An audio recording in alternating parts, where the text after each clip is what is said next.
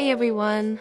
So I have a moment to show you how I color fill with the reference layer in Procreate. So already I've set my line art to the reference. This is where you can do it, but for my example, obviously we're going to have it on.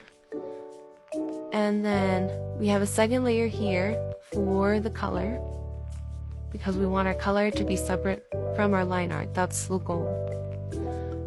And let me start with my first example, which is what we don't want when you take the color and the color picker and drop it here. As you can see, it fills up all the space, and we don't want that because we just want to fill the heart. As you can see, the reason why that's happening is because there's a space here.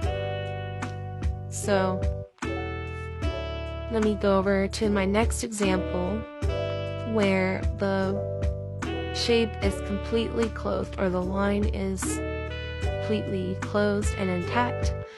Again, I'm going to take my color here, drag it over, drop it, and there you go.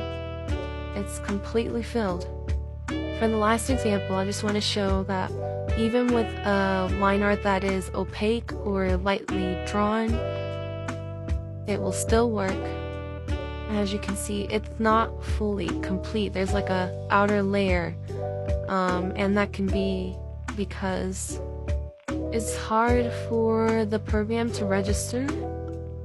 Okay, bring my color earlier.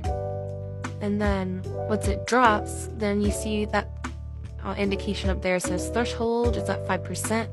And then I move it over, and oops, I went a little too far.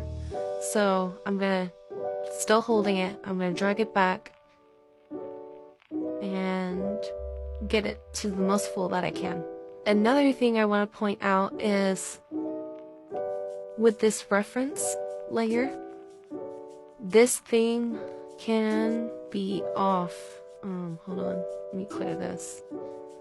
So the reference layer, it doesn't even have to be on. Just gonna drag my color, and as you can see, it still does the same thing where it's filling the space that is not the line art. So I don't know exactly what you would use this for with having the line art layer off. I mean, typically you want to have it on, but just so you know how it works, it will still do that as long as this is set to reference. But yeah, that's how you do it.